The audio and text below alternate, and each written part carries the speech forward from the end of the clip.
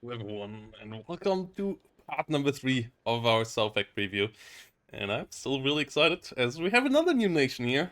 We had the Canadians in the first one, Czechoslovaks starting in the second one, and now we have Spanish. And I think this is the first time ever that the Spanish army is shown in a video game like this, in the Cold War RTS. And I'm all for it. Like, this is what I love about Eugene games, that we get nations like this that don't find representation in other games, and they're pretty dope as well. So let's get into it. This might end up my favorite division of this DLC, though I kind of hope that it is gonna be Luftland, but the Division Acorazada Brunete, the Spanish armored division, is going to be dope. And we start with Tor PC, the British little M113 like, or no, it's actually, yeah, it's just like an M113 equipped as a CV here. You get Pegaso 3046 and 3055 supply trucks, 2000 and 1000 supply each, with this one just being a bit more bulky. You get the Tor Karga as 1500 supply trucks, so yeah, the bigger options all covered, no small ones, but that's okay. And you also don't have any 3 availability CV here. That's a bit of an issue, as you get the BMR PC here as the last one. Nice looking little APC here. 1 frontal armor, 50 cal on top. And the Punto de Abastecimiento as your FSP variant here. Infantry tab is going to be relatively small. It's an armored division, but has an interesting couple of units. It's not the strongest. It has a couple of good options here. 7.6mm MG is not really it. The Luck 40mm grenade launcher though, that one is more interesting, as you can bring it in the Santana Jeep here, which I believe is a Land Rover, but you can also bring it in the Toa Luck, which is a M113 with a Luck 40mm grenade launcher on top, or you can bring it in a BMR PP Luck, which I think is the one of choice, as this is the BMR APC here with a Luck on top and smoke.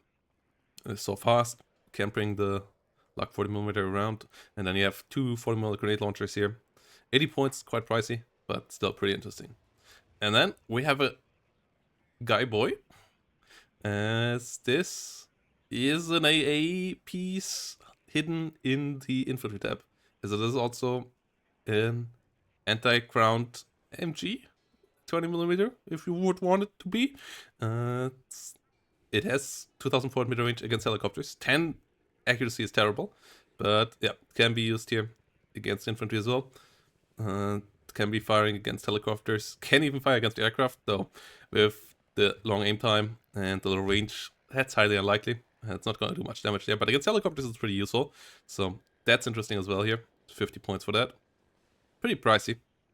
I still have to check if they actually can enter buildings. Like, that's the big part. If they can enter buildings, this is kind of busted. If they can't, this is kind of useless. We're gonna see. Policia Militar coming around in a cool looking Santana here. Kind of looking like the beach patrol, not gonna lie. And they had a military police uniforms looking kind of slick as well. Spanish know how to dress. The mustache of this guy is absolutely high end as well. The machine pistols they get here, the submachine guns, are okay as well. Stats are actually pretty fine with 40% base accuracy. And yeah, 9mm rounds there. This is an okay military police unit. And then we have the Zapadores Mando, the leader here, with the same submachine guns. 40 points, 6-man squad. That's fine. Toa as the M113 transport with a 50 cal. The Zapadores, so engineers here, with DMGs and saddle charge. 9 of them. This is actually a decent one. Submachine gun does have decent stats there. Toa coming around. Like, this is a good squad. You also have one with an M65 recoilless rifle. And this can come in the bulldozer Toa as well. 2 frontal armor, thanks to the bulldozer plate. Not quite as massive as the one on the Canadian ones, but this one actually keeps his amphibious trait. So actually it's just better. Might have to lose it as well, we'll see. But currently still has it. Submachine guns and the... it's only an anti-tank rocket launcher. It's not a recoilless rifle. Sorry there, guys. M65. Okay, it kind of looked like a one, but yeah, it can't shoot against infantry. So this one, actually, yeah, okay. But with a recoilless rifle, it would be a lot better. Fusileros Mandos, the leader here, with normal rifles and smoke grenades coming around here. As the Toa has a transport and a Pegaso truck coming around as well. 6 hit points with a smoke. 4 points basically for the smoke. 5 points for the smoke is basically what you pay there. Still no 3 availability leader here. That's a bit of an issue in the deck, but not a massive one. And then you have the Fusileros, which can come in the Toa and the Toa luck. So this is going to be interesting. It's a bit unfortunate that it only gets the luck and doesn't get a MG next to it, but this still is an interesting transport. No smoke on these guys either. That's a bit painful for the Spanish here. But double MG42, so that's quite fine. 4285 here. 40-man squad with double MG. No AT weapon here. You have to go up to the next one, which is a 10-man squad with only 1 MG, but an AT launcher here. Only with the normal Tor. And then the Fusileros C90, which is an 11-man squad, but it loses even 1 more MG, going down to 0. But it has a good anti-tank launcher when it comes to the penetration, though low range. The C90 CR drops to 500 meter range, but goes up in accuracy and in penetration by a lot. So this is the one where the enemy has to be scared about pushing into you. As I said, the infantry here, okay. Like, you have decent amount of manpower, you have some decent transport options. It's nothing really special here compared to other nations. They're pretty unique squads, but yeah, they're not really that powerful. The Milan 2s and Milan 1s can come in Toas with a Milan 1 on top as well. And that one actually has a 50 color right next to it, so this one is actually quite a nice one. No smoke on it, but Milan plus 50 color, that's a decent transport. You can just bring them in the normal Santana if you want to have them on the front line quickly. It's the stretch one of this. Looks pretty damn long there. Milan 2 and Milan 1, classic availability there as well. Artillery, pretty capable. You get a 120mm mortar. You get a 81mm mortar in a half-track. You get a... or in a track M113, you get a 120mm mortar in that. You get a 81mm mortar in the BMR with an opened rear. And then you get the M108. 105mm gun, really short range. Can directly fire, but absolutely terrible at it. 100 points, decent rate of fire, really short barrel. It kind of looks a bit hilarious, not gonna lie. With the just super short, tiny gun where you usually see as the chassis is pretty similar to the M109s. As you can see here, like, the difference is basically minimal at the turret there. Like, it's kind of the same turret. And this one has a massive long gun, and this one doesn't. So that's a bit painful there for the M108. And I don't really think you're going to bring it. You get 3 availability, and it's only 100 points, but 105mm are just not that great. The 10 kilometers range is pretty painful. The M109 here, 18 kilometers range, 3 rounds per minute, the classic here. And then you get the M110. And I think that's the one you're going to bring. And this is giving the Spanish a really good artillery tab. This alone is already quite nice. And then you also get a 140mm rocket launcher with 40 rockets in a salvo, which deal pretty decent damage as well. So this is a pretty solid rocket launcher as well, giving NATO finally another capable HE rocket launcher and something to deal with all the MLRS on the other side as well. And yeah, the Terriel is quite interesting here. Slightly bigger rockets than what you see, for example, on the ARM 70s, which has 122mm rockets. So this is an interesting one. Resupply cost, quite expensive though. 800 for the 40, but it's not terrible either. So that's manageable too. Tank tab is mostly French. The 8 TGMs though. You get TOW 2s here. Like you get Milan in the infantry tab, but on the vehicles, you get TOWs. ITOW and TOW 2 even on the BMR. So this is pretty capable. It has smoke. It is fast. It has mediocre stealth. This is a really solid TOW 2 launcher. It pays 10 point extra compared to the M113 TOW 2 launchers. So if it would only be 5 points, I would feel a bit nicer about it, but it's still good. TOW 2 is capable, has the smoke, and if you compare it to the Mephisto and so on, like this is still pretty nice. This one has smoke as well, with ITOW here, so that's pretty capable too. And then we come to the AMX-30s. And the AMX-30s are a bit different to the French variants because they don't have a 20mm, they only have a 50 cal. It's still a slaved 50 cal, which means that it is a 50 cal with buffed up accuracy. And that means that this thing still is a shredding 50 cal, but it's not as good as the 20mm. And the AMX-30E, because of it, is a bit weaker than the AMX-30B baseline of the French, which is usually brought around because of that 50 cal. You get smoke, you get the heat rounds here, you get the 55 base speed on these as well, on the non-modernized AMX-30s. And yeah, 50 cal and an MG, 7mm MG here on top, which is basically MG3, I believe, with a drum mag. And yeah, same here. And then you get some modernized AMX-30 EM2s, which are pretty good. These come around with the 50 cal slaved as well. These come around with an extra 50 cal on top of all of this. So firepower-wise, they actually get pretty close then. They can't deal with APCs and don't have any penetration, but against infantry, the double 50 cal kind of equalizes the 20mm.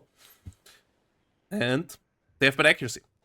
They have the high speed of the modernized French ones as well. So these are really fast tanks. And with 80 km road and 70 km off-road speed. And they don't have the 20mm power against APCs, so that's why they are the same speed. Gaining for it though, 10% accuracy on the main gun. So the main guns on these things are scary. 17 pen, 65% accuracy on long range. So this thing does really snipe. And then you get a variant here with one extra frontal armor and the pricks on top, which means that it will survive a Milan 2-hit. Just barely, but it will survive. These ones here, just like the French ones, get one-shotted there, which is a bit of a problem. This one actually will survive. So pays 10 point extra for the extra frontal armor and the extra hit point, which is fine. It doesn't get the extra penetration round of the Brennus, so it's not that big of a jump. That's why it's only 10 points price change here as well. But it's still a capable little AMX-30 EM2 here. And yeah, the killing power against heavier vehicles you have to leave to your other units, but against any medium tanks, these are fantastic. The high accuracy, good pen, high speed, it makes them really, really nice. So AMX-30 EM2s are really nice there. AMX-30E, I'm not so sure about, but yeah, you have a lot of slots to fill, so you're gonna bring some of these around and maybe just upvet them and see how it goes then. You're for sure gonna need some TOW 2s in the stack. Recon tech. You start with a double sniper team. M43 the ZMEC double sniper here. 35 points.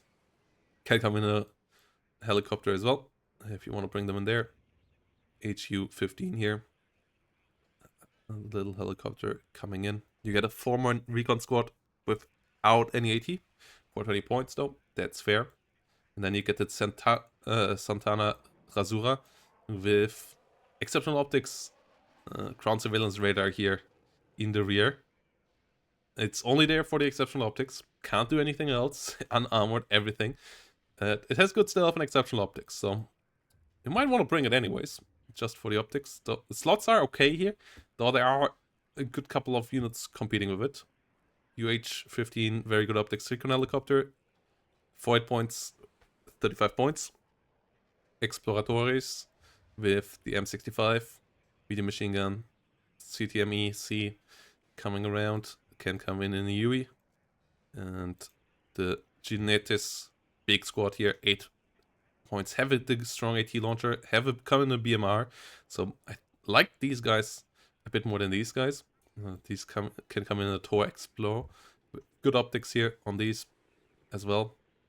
Both decent little recon units. But the good part comes now. Starting with the VAC-25. This is a Bushmaster 25mm. So we know what these can do thanks to 82nd Airborne. And it only comes with good optics, not the very good optics that it has there. But this is still a unit that can murder enemy openers. 25mm can shred really nicely through enemy frontal, and this is fast. That's why it's 70 points. This is a scary little unit. So really capable there. The VAC-25. VAC-90 brings the 90mm heat gun that we know from the French. And their recon vehicles. Solid range, solid accuracy. I like the 25mm Bushmaster more, though this one comes with better availability, so both only with good optics, but that is fine. And then we also have a recon tank, an EM1 Explo, which means it has the updated speed and the penetration rounds with 19 pen, but it doesn't have the better fire control system. So it uses the same fire control system as the E variant here, same 50% accuracy, and only 1925 meter range, but has 19 pen and has good speed. So this is a pretty capable recon tank as well, and a nice addition to this deck as well. Good optics, can push nicely with the tanks, and can be really good in an opener as well, and stop enemy transport. But the lack of max range means that it is still something that you can handle as the opponent. It's not just gonna ambush your whole opener and snipe it away from max range like an MX 10 RC. So it's good. It's not broken by any means. But these two plus solid recon infantry, I think makes this recon tab quite nice. AA is okay as well. You get another gay boy here with the same stats. So I believe this one should be able to enter buildings then. As it's kind of the same weapon here. Outside of that. So it's going to be interesting to see. You get a double 20mm here as well. Which is okay. Yeah, better rate of fire, better accuracy. We get a Bofors 40mm here. 2650 meter range.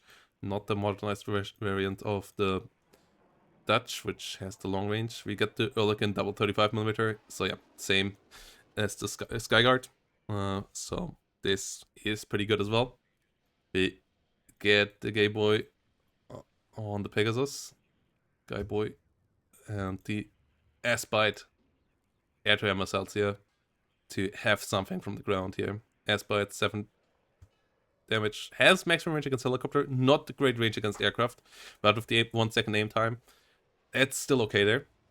7 damage, 55% accuracy, meaning that it still can react to planes quite nicely and get a couple of shots out, so that you have a bit of coverage there.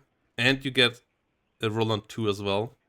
So this has long aim time with no radar. So together they can kind of stop enemy aircraft with the Ehrlichen here. And the other things are okay against helicopter. No man pads for the Spanish. Is a bit of an issue. But with the MX, with the 30 Roland here and the S-Bite, you still have a decent amount of anti-helicopter here around in general. So yeah, we're gonna see how this all goes. HR-15 with a 20mm here in the front. Classic 20mm helicopter. We have Hot 1 helicopter here as well. So HA-15 coming around here. Solid little anti-tank helicopter. This all does go fine. And yeah, it's nothing special. You have relatively expensive prices So yeah, these BO-105s here basically just going around. Airtap is a quite interesting one. Starting with this weird little rocket helicopter plane. 3 availability is nice. It has decent HE rockets and these pods here on the side. It has 4 air-to-air missiles, but it doesn't have a gun.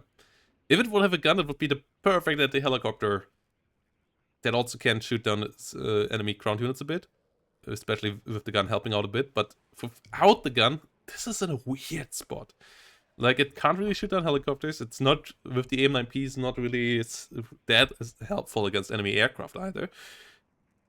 And the ground damage is also reduced by not having a gun and only having those small rockets, so I like the looks. I don't really like the damage output of this, so yeah, I don't think it's gonna be working that great.